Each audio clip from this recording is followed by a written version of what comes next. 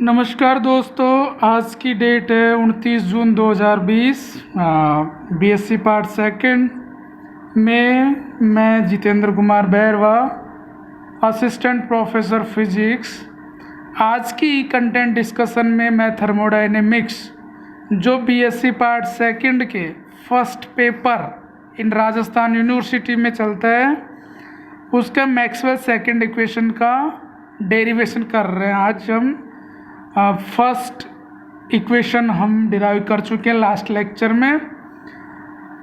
जैसे मैंने बताया था कि यूज फुल हिंट गाइडलाइंस, इस तरह से इसको याद कर सकते हैं आप ताकि गलती नहीं होगी, क्योंकि मैक्सवेल का फर्स्ट इक्वेशन इंटरनल एनर्जी से ज्ञात किया जाता है, मैक्सवेल का सेकंड इक्वेशन हेल्महोल्ट्ज फंक्शन से ज्ञात किया जाता है, मैक्सवेल का third equation enthalpy of the system से ज्ञात किया जाता है, और चौथा इक्वेशन गिब्स ऊर्जा मुक्त फलन से ज्ञात किया जाता है। Use, U for use, F for full, H for hint, guidelines, G for guidelines. इस क्रम में आप याद कर सकते हैं। अगर ये क्रम टूटता है तो स्वाभाविक आप गलत कर सकते हैं, पहले की जगह दूसरा, दूसरा की जगह पहला इक्वेशन डिराइव हो जाएगा, जो कि गलत है, क्योंकि कॉम्पिटिटिव एग्जाम में डायरेक्ट भी पूछ लेते हैं और फिर वहाँ गलती होने की पूरी संभावना रहती है। तो हम जानते हैं कि एफ जो हेल्महोल्ट्ज फंक्शन है ये क्या है, this is actually thermodynamic potential, और थर्मोडायनेमिक पोटेंशियल को हम लिख सकते हैं एफ को U minus T S. U internal energy है, हम इसका फर्स्ट डेरिवेटिव लिख लेते हैं, D F is equal to D U minus T D S. T को कांस्टेंट कर लिया और एक बार एस को कांस्टेंट कर लेंगे तो एस डी टी। अब इसको आगे बढ़ने से पहले ध्यान रखना है कि यहाँ केवल दो वेरिएबल ही होने चाहिए, क्योंकि कांस्टेंट केवल हम दो वेरिएबल ही करते हैं किसी भी मैक्सवेल इक्वेशन में। तो इसके लिए हम ऊष्मागतिकी के प्रथम नियम से हम चूँकि जानते हैं D Q is equal to D U plus P D V, और थर्मोडायनेमिक सेकंड नियम से डी क्यू बराबर टी डी एस भी होता है, आपको ये पता है, पहले बात कर भी चुके हैं। तो यहाँ मैं डी यू का जो एक्सप्रेशन लिख सकता हूँ वो T D S minus P D V लिख सकता हूँ। अगर इसको हम इक्वेशन 1 में सब्सटीट्यूट कर दे इक्वेशन 2 को, तो फाइनली हम जो मिलेगा हमको D F is equal to वो T D S minus P D V, D U की जगह रख दिया और एज इट इज रख देंगे बाकी minus T D S minus S D T. अब जो इस एक्सप्रेशन में जो टर्म कट रही है उसको काट देते हैं हम, टी डी एस हमारा कैंसिल आउट हो जाएगा, तो D F is equal to हो जाएगा minus P D V minus S D T. अब हमको पता है कि यहाँ केवल दो ही वेरिएबल बचे हैं जिनमें चेंज होने की संभावना है, तो हम अब आगे बढ़ सकते हैं। ये ध्यान रहे ये कि यहाँ केवल दो ही टर्म्स आनी चाहिए कुल मिलाकर। अब हम वॉल्यूम कांस्टेंट लेंगे, एक बार हम वॉल्यूम कांस्टेंट लेते हैं।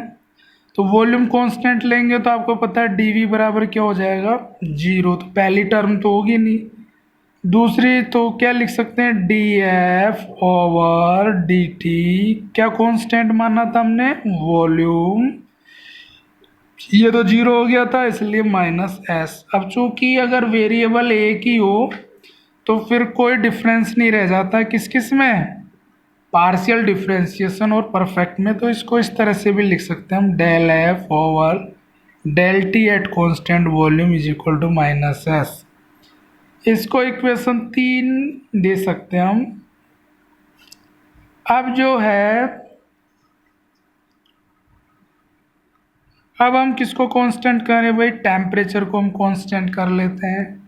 टेम्परेचर कांस्टेंट होने पर डी टी तो 0 में हो जाएगा, चेंज इन टेम्परेचर डेरिवेशन का रूल है, सॉरी डिफरेंशिएशन का रूल है। तो इस इक्वेशन को हम क्या लिख सकते हैं, वही del F over del V, क्योंकि ये टर्म तो जीरो में जाएगी। क्या कांस्टेंट किया था, लेकिन टेम्परेचर कांस्टेंट किया था, तो ये जीरो में, तो क्या बच जाएगा माइनस पी, समीकरण 4। अब हम आगे जो बात करना चाह रहे हैं, हम मैथमेटिक्स में एक एग्जैक्ट डिफरेंशिएशन की प्रॉपर्टी होती है, एग्जैक्ट डिफरेंशिएशन प्रॉपर्टी से वो यूँ कहता है कि अगर आप डिफरेंशिएशन का ऑर्डर चेंज कर दो सेकंड ऑर्डर डिफरेंशियल इक्वेशंस में, तो उससे परिणाम पे कोई फर्क नहीं पड़ता। तो हम लिख सकते हैं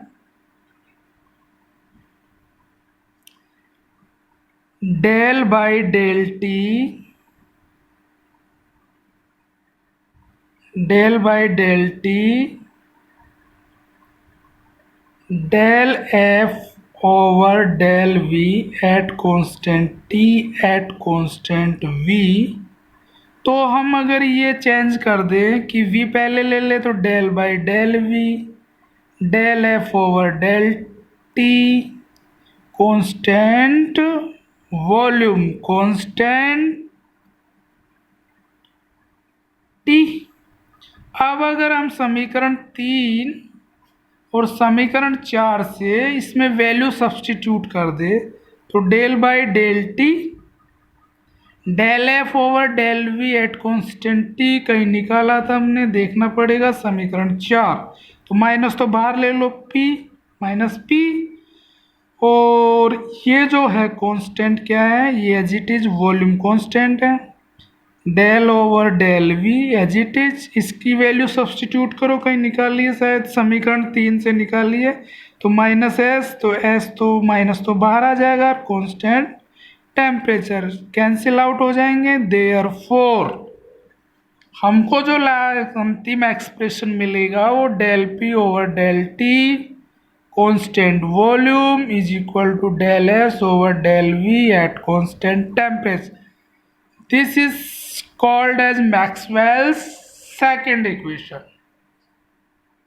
तो आई होप आपको ये बेस्ट लर्न कर पाओगे, मैं ऐसे उम्मीद करता हूँ, और ये फ्रूटफुल रहेगा। और ये बाकी के जो 2 इक्वेशंस है वो हम कल डिस्कस करेंगे नेक्स्ट लेक्चर में, और वो भी सेम इसी पैटर्न पे होंगे।